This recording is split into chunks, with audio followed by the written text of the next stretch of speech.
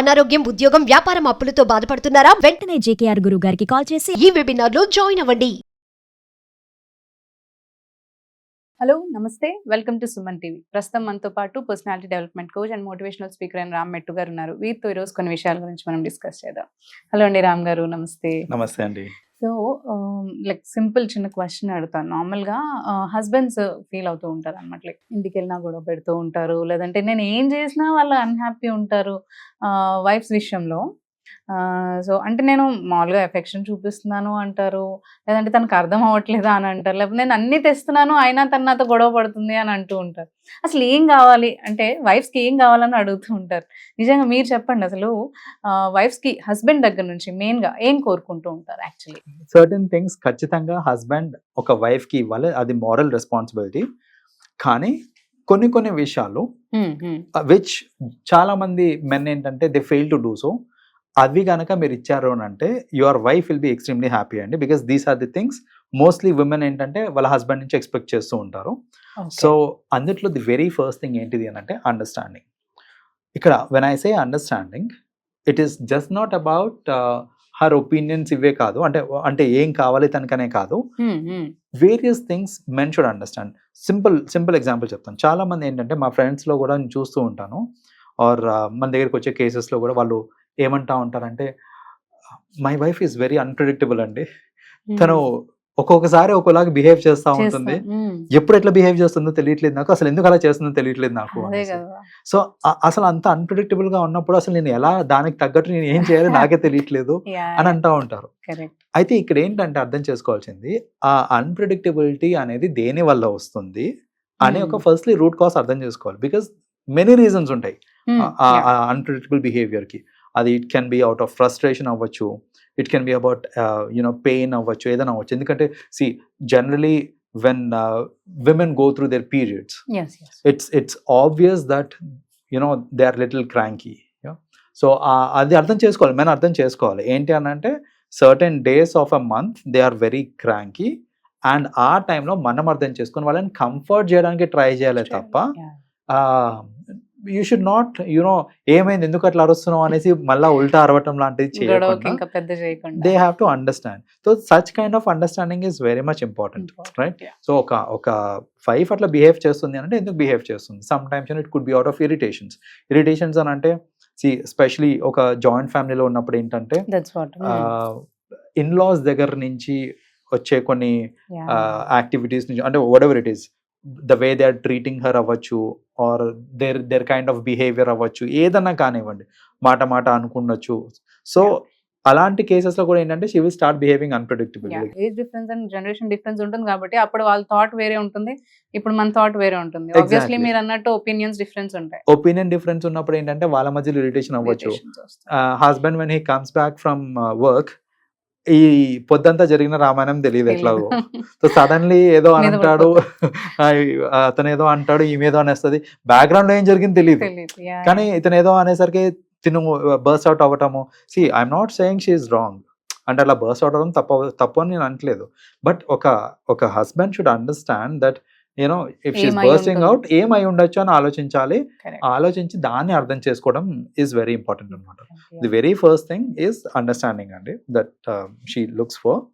The second thing that she looks for is security. Like in any husband security అనేది చాలా important. అయితే ఈ security అనేది ఏంటంటే it can be financial security అవ్వచ్చు, సో వాట్ ఎవర్ సెక్యూరిటీ.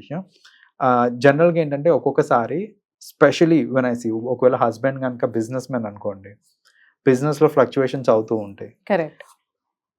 అంతా బాగానే ఉన్నప్పుడు బాగానే ఉంటుంది, కానీ ఒక్కసారి బిజినెస్ డౌన్ అయ్యి లాసెస్ లో ఉన్నప్పుడు ఒక కైండ్ ఆఫ్ ఇన్సెక్యూరిటీ ఫీలింగ్ అనేది వచ్చేస్తుంది వైఫ్ కి.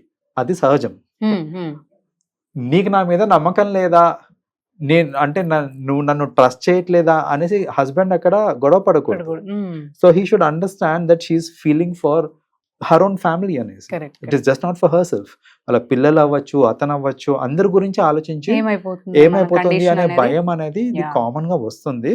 ఆ భయంలో ఒకటో రెండో మాటలు అనేసే ఛాన్స్ కూడా ఉంటుంది. But husband should understand that it is purely because she is seeking for security. ఆ సెక్యూరిటీ రీజన్స్ వల్ల అనేసి we can think of అన్నమాట. థర్డ్ థింగ్ ఏంటంటే తన ఒపీనియన్స్ ని రెస్పెక్ట్ చేయడం కూడా she actually Most looks important. For అనమాట. Yeah, yeah. జనరలీ మన సిస్టంలో చూసుకుంటే కనుక లేకపోతే మన సొసైటీలో చూసుకుంటే కనుక విమెన్కి specially when she's not working, when she's a housewife అయి ఉండి తన ఏదన్నా ఒపీనియన్ చెప్పినప్పుడు ఫస్ట్ ఆఫ్ ఆల్ ఆ ఒపీనియన్ని కన్సిడర్ చేయరు ఎవరు. Yeah, కొందరు ఆ ఒపీనియన్ని చులకన చేస్తారు, correct.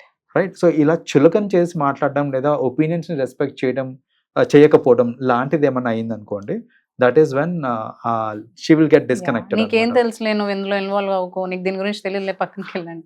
అసలు సరే ఒపీనియన్స్ పక్కన, మీరు అంటే గుర్తొచ్చింది నాకు. Correct. కొన్నిసార్లు నేను ఏం వింటానంటే ఒపీనియన్స్ పక్కన పెట్టేయండి, కరెక్ట్. అసలు ఏం జరిగింది అని అడిగినప్పుడు తనకు అర్థమవుతుందో లేదో మీరు పక్కన పెట్టండి. తను Correct. అడిగింది కదా, Hmm. To soothen you, to comfort you, తను అడిగింది Yeah. ఏమైందండి అని అడిగినప్పుడు చెప్పండి నీది- ఏమైందో. That's what- అంతేగాని చెప్పకుండా నీకు అర్థం కాలేదు, నువ్వు అవతల పో, అదే నీకు అంటే చెప్పిన అర్థం కాదు, ఇవన్నీ అన్నప్పుడు ఏంటంటే ఇంకా డిమైన్ చేస్తున్నట్టే కదా. సర్లే అన్నట్టు వెళ్ళిపోతారు. అదే, సో నాకేం పట్టింది అనేసి వెళ్ళిపోతారు. వెళ్ళిపోతారు. సో అలా కాకుండా మిమ్మల్ని కంఫర్ట్ చేయడానికే షీ ఆస్ దట్ క్వశ్చన్. Correct. అలాంటప్పుడు మీరు చెప్పండి ఏమైంది, తనకు అర్థమైంది కదా సెకండరీ, మీరు చెప్పండి ఏమైందో.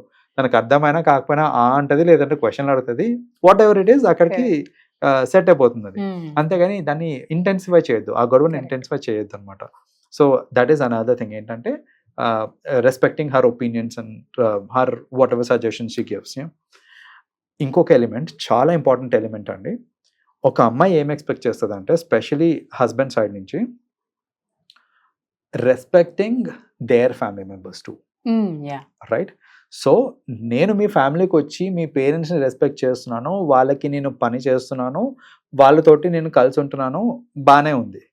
అట్ ది సేమ్ టైం ఒక అమ్మాయి ఏం ఎక్స్పెక్ట్ చేస్తుంది అంటే సిమిలర్ కైండ్ ఆఫ్ థింగ్ మా పేరెంట్స్ తోటి ఇతను కూడా ఉండాలి అని తను ఎక్స్పెక్ట్ చేస్తుంది అనమాట. Hmm. సో జనరల్గా మనం చూస్తూ ఉంటామని ఏంటంటే అమ్మాయి వాళ్ళ తరఫు పేరెంట్స్ అంటే చులకన చేసి చూస్తూ ఉంటారు. Correct. Hmm. అది వాళ్ళ ఫ్యామిలీ నుంచి కానివ్వండి, హస్బెండ్ నుంచి కానివ్వండి, అంత రెస్పెక్ట్ ఇవ్వకపోవచ్చు.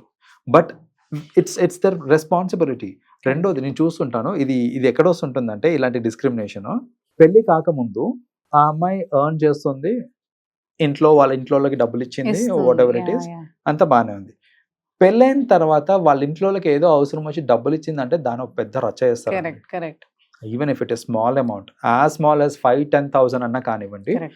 నేను వెళ్ళి డబ్బులు ఇస్తున్నాను మా పేరెంట్స్కి ఏదో అవసరం ఉంది, అయితే నా సంతోషానికి కొద్ది Correct. పండగ వచ్చింది ఏమైనా కొనుక్కోండి అమ్మా, బట్టలు కొనుక్కోండి అనేసి వాళ్ళకి డబ్బులు ఇవ్వడానికి ఇచ్చానంటే కూడా రైట్ ఉండదు. దాన్ని ఫస్ట్ ఆఫ్ ఆల్ రచ్చ చేసే వాళ్ళు చాలా మంది ఉంటారు. కొందరు ఏంటంటే ఇచ్చావు సరే చెప్పకుండా ఎందుకు ఇచ్చావు అనేసి. సో అంటే ఇలాంటప్పుడు ఏమవుతుంది అని అంటే ఆ డిస్పారిటీ. అండ్ ఇంకోటి ఏంటంటే వాళ్ళ పేరెంట్స్ కాదా, మీకైతే మీ That's పేరెంట్స్ మీ పేరెంట్స్, మరి వాళ్ళకి కూడా పేరెంట్సే కదా. సో అది కూడా ఆలోచించాలి. ఆలోచన. సో అది ఆలోచించకపోవడము. రెండోది నేను ఏం చూస్తుంటానంటే పేరెంట్స్ కొంచెం ఏజ్ అయిపోయిన తర్వాత, అమ్మాయి వాళ్ళ పేరెంట్స్ ఏజ్ అయిపోయినాక వాళ్ళకి ఏదన్నా హెల్త్ ఇష్యూస్ అలా వచ్చినప్పుడు వాళ్ళ సర్జరీస్కి కానివ్వండి లేదా దేనికైనా సరే అమ్మాయి ఖర్చు పెడుతుంది అని అంటే అబ్బాయి సైడ్ ఫ్యామిలీ అంత ఈజీగా తీసుకోరు, యాక్సెప్ట్ కూడా చేయరు. యాక్సెప్ట్ చేయరు. నువ్వు ఈ ఫ్యామిలీకి ఖర్చు పెట్టాలి, నువ్వు ఎలా ఇస్తావు. నువ్వు అట్లెట్లే చేస్తున్నావు ఏంటి, లేదా దాంట్లో కూడా మళ్ళీ లెక్కలు ఏంటంటే ఇంకో కూతురు కూడా ఉంది కదా, ఆమెను సగం వేసుకోమని చెప్పు, లేకపోతే ఇంకో వాడు ఉన్నాడు కదా, అబ్బాయి ఉన్నాడు కదా, వాడు చూసుకుంటావు, నువ్వెందుకు చూసుకుంటున్నావు, వాడి రెస్పాన్సిబిలిటీ కదా అది అనేసి. సో ఇలాంటివన్నీ వచ్చి ఏంటంటే అక్కడ ఆ డిస్క్రిమినేషన్ బిట్వీన్ ఫ్యామిలీస్ తీసుకొచ్చేస్తుంటారు అన్నమాట. సో ఒక అమ్మాయి మోస్ట్లీ చెప్పుకోరు, కానీ ఒక ఫ్యాక్ట్ ఏంటంటే వాళ్ళ ఫ్యామిలీని కూడా అంతే రెస్పెక్టింగ్ గా, అంతే కేరింగ్, ఇంకా లవింగ్ గా చూసుకుంటే ఖచ్చితంగా ఆ అమ్మాయికి ఆ అబ్బాయి మీద ఆర్ హస్బెండ్ మీద రెస్పెక్ట్ అనేది పెరుగుతుంది, వాళ్ళ బాండ్ అండ్ రిలేషన్షిప్ కూడా ఎన్హాన్స్ అవుతుందండి. థ్యాంక్ యూ అండి, thank you so much. Thank you.